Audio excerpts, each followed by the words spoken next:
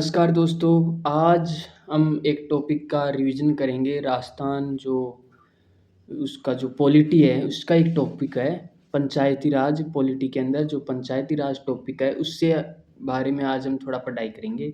तो उसके बारे में हम थोड़ी विस्तार से चर्चा करेंगे। मैं आपसे थोड़ा डिस्कस करूँगा उस टॉपिक के बारे में। तो सबसे पहले बिना टाइम वेस्ट किए हम टॉपिक को स्टार्ट करते हैं। तो मैं बताता हूँ कि भारत में 3 स्तर पर सरकार चल रही है। कि जो सरकार जो चल रही है ना, वो 3 स्तर पर चलती है, जिसमें पहला स्तर है केंद्र स्तर पर, दूसरा राज्य स्तर और तीसरा है स्थानीय स्तर पर।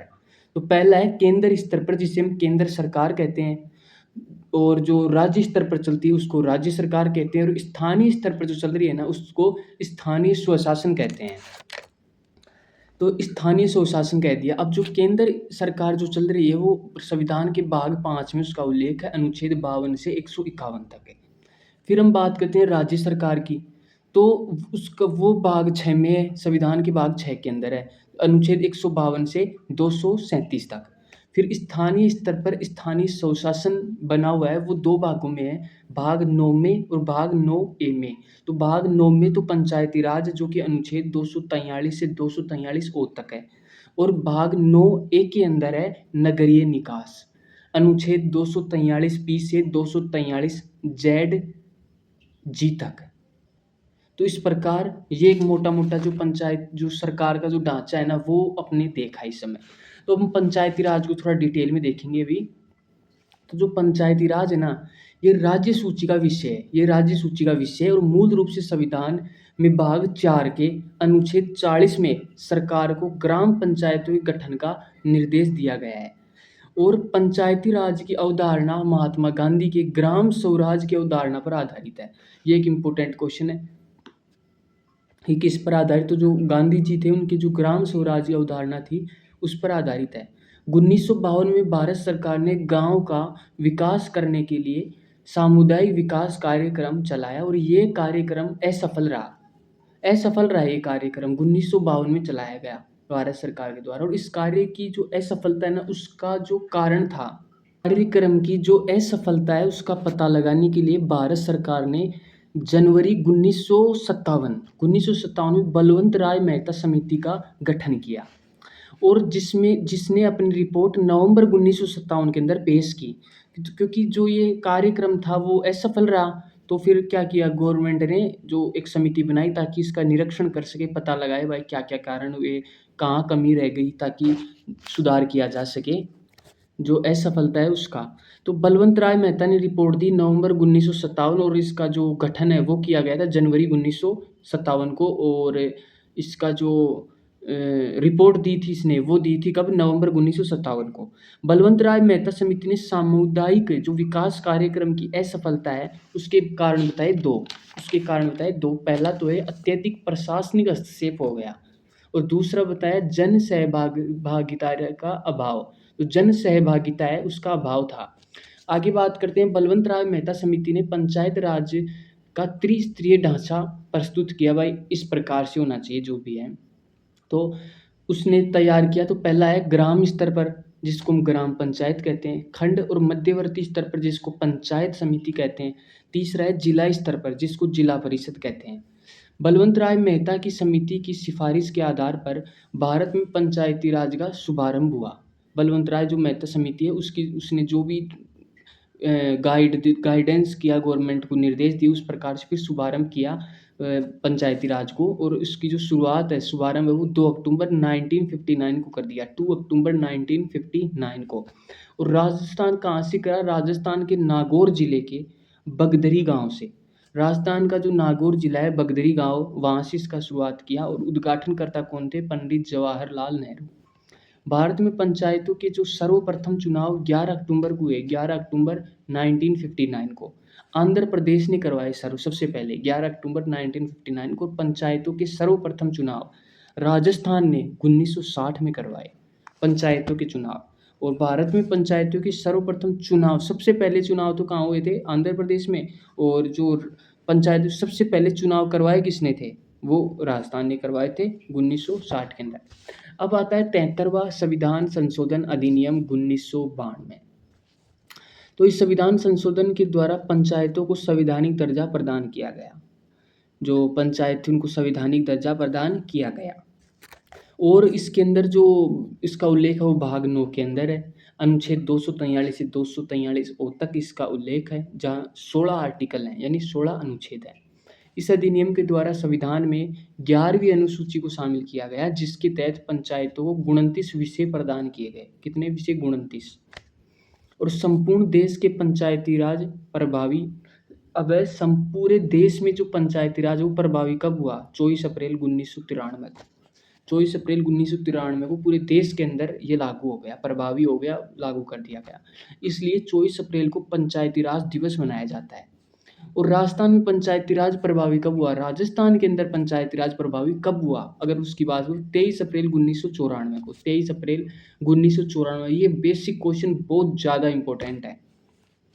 आगे बात करते हैं आर्टिकल्स को, हम देखेंगे भी मेन जो 243 है उसके अंदर तो ये वो दे रखी हैं, क्या परिभाषाएं, जो ग्राम सभा है, ग्राम पंचायत है, वो सब डेफिनेशंस है इसकी। तो इसके अंदर तो आगे देखते हैं आर्टिकल 243 ए की हम बात करें तो उसके अंदर है ग्राम सभा।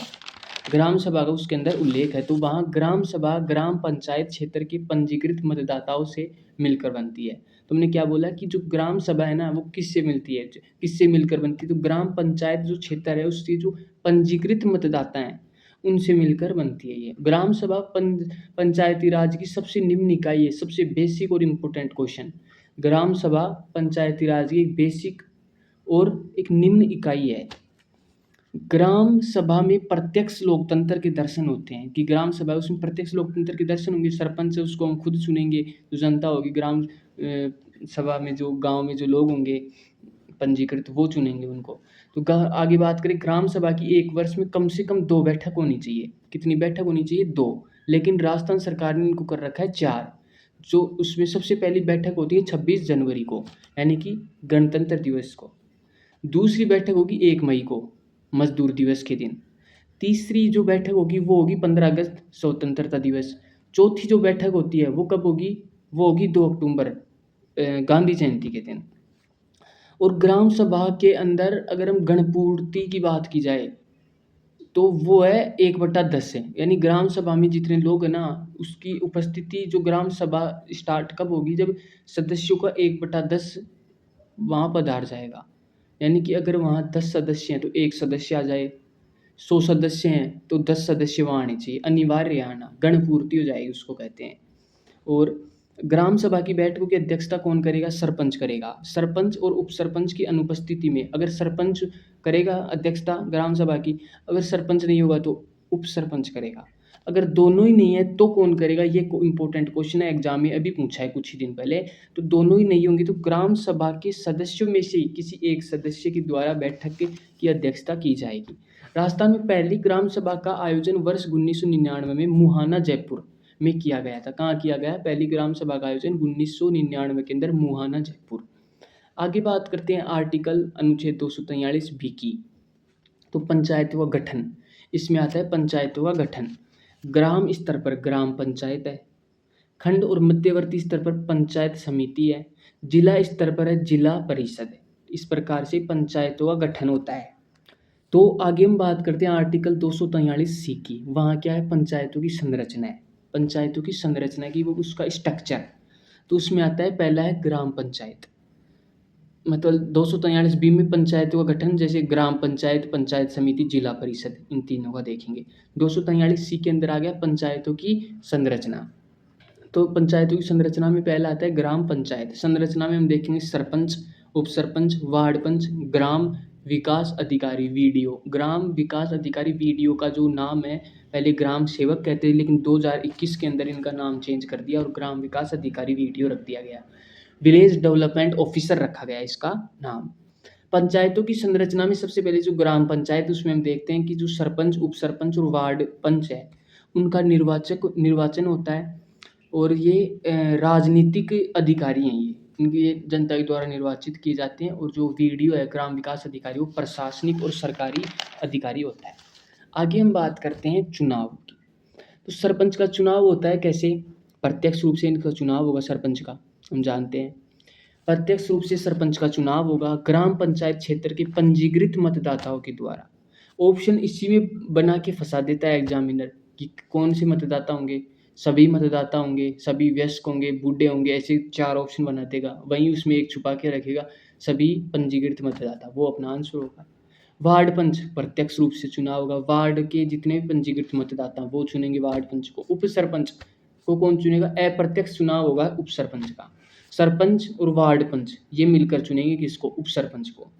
आगे बात करते हैं शपथ की। तो पीठासीन अधिकारी, कौन पीठासीन अधिकारी जो होता है ना, वो इनको शपथ दिलाता है। अब बात आती है पीठासीन अधिकारी कौन होता है, तो आप सोचो पहले तो कि कौन होता है। जो चुनाव के टाइम में एक समिति बनाई जाती है जो कि चुनाव करवाएगी, वहाँ पूरा ध्यान रखेगी। तो वहीं एक पीठासीन अधिकारी जो पूरे बूथ पर, वहाँ पर जो कंट्रोल करेगा अधिकारी होगा ना, वो वहाँ का पीठासीन अधिकारी होता है। ऐसा कुछ होता है, वो करेगा, उसका शपथ दिलाएगा। त्याग पत्र, आगे त्याग पत्र की बात करें तो खंड विकास अधिकारी बीडीओ को त्याग पत्र दे देंगे। ब्लॉक डेवलपमेंट ऑफिसर, उसको त्याग पत्र दिया जाएगा। बैठक की बात करें तो हर 15 दिन में एक बार बैठक होगी इनकी। गणपूर्ति और कोरम की बात करें तो 1/3 होगी। सिंपल सा याद करने का तरीका, जहाँ भी सभा लग जाता है ना, ग्राम सभा, लोकसभा, राज्यसभा, वहाँ गणपूर्ति और कोरम होता है 1/10। और जितनी जगह बचा है वहाँ 1/3 होती है गणपूर्ति की। आगे बात करते हैं, अभी हमने ग्राम पंचायत की बात करी, अब पंचायत समिति की बात करते हैं। इसकी संरचना में आता है प्रधान, उप प्रधान, पंचायत समिति सदस्य, खंड विकास अधिकारी बीडीओ। ठीक है। प्रधान, उप प्रधान, पंचायत समिति सदस्य ये निर्वाचित होंगे, तीनों राजनीतिक अधिकारी हैं। खंड विकास अधिकारी बीडीओ जो है प्रशासनिक और सरकारी अधिकारी होता है। चुनाव की हम बात करें तो पंचायत समिति जो सदस्य हैं उनका जो चुनाव प्रत्यक्ष रूप से होगा। पंचायत समिति के सदस्यों का चुनाव प्रत्यक्ष रूप से होगा। प्रधान और उप प्रधान का अप्रत्यक्ष रूप से होगा। पंचायत समिति के सदस्यों के द्वारा अप्रत्यक्ष चुनाव होगा प्रधान उप प्रधान का। और शपथ की हम बात करें तो उपखंड अधिकारी जो एसडीएम है उसको वो शपथ दिलाएगा इनको, जो भी प्रधान उप प्रधान और जो सदस्य हैं उनको। फिर त्याग पत्र की बात करें तो पंचायत समिति सदस्य और उप प्रधान ये तो जो अपना त्याग पत्र वो प्रधान को देंगे, प्रधान देगा जिला प्रमुख को। बैठक की बात करें तो हर 30 दिन में एक बार बैठक होगी। गणपूर्ति वही 1/3, गणपूर्ति के लिए 1/3 सदस्य होने चाहिए। और जिला परिषद की बात करें तो जो संरचना आती है जिला परिषद में, वो जिला प्रमुख, उप जिला प्रमुख, जिला परिषद सदस्य, मुख्य कार्यकारी अधिकारी, सीईओ, ये हो गया। तो बात करते हैं जिला प्रमुख, उप जिला प्रमुख और जिला परिषद सदस्य, इन तीनों का होता है निर्वाचित होंगे राजनीतिक अधिकारी हैं। और जो मुख्य कार्यकारी अधिकारी सीईओ होता है ना, चीफ एग्जीक्यूटिव ऑफिसर ऐसे कुछ होता है इंग्लिश, प्रशासनिक और सरकारी अधिकारी होता है ये। चुनाव की बात करें तो जिला परिषद सदस्य का चुनाव प्रत्यक्ष रूप से होगा। जिला प्रमुख और उप जिला प्रमुख इसका चुनाव अप्रत्यक्ष होगा, जिला परिषद सदस्य करेंगे इसका चुनाव। सदस्यों का तो प्रत्यक्ष हो जाएगा, जिला प्रमुख और उप जिला प्रमुख का अप्रत्यक्ष होगा।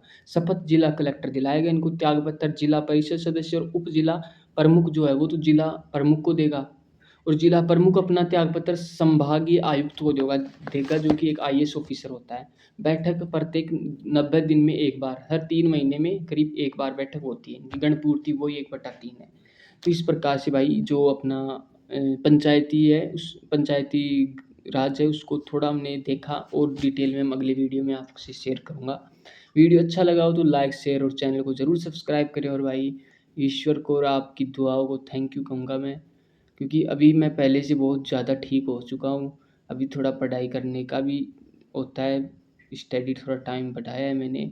और मैं बताऊँ कि जब से मैंने बचपन में, जो हर बच्चा अपनी पढ़ाई चालू करता है जब वो 4 साल, 5 साल, 6 साल जितने का भी था, तब मैंने अपनी पढ़ाई जब भी चालू की थी ना, वह तब से लेके आज तक है मैंने अपनी पढ़ाई के अंदर अब जो गैप दिया है ना वो कभी नहीं दिया।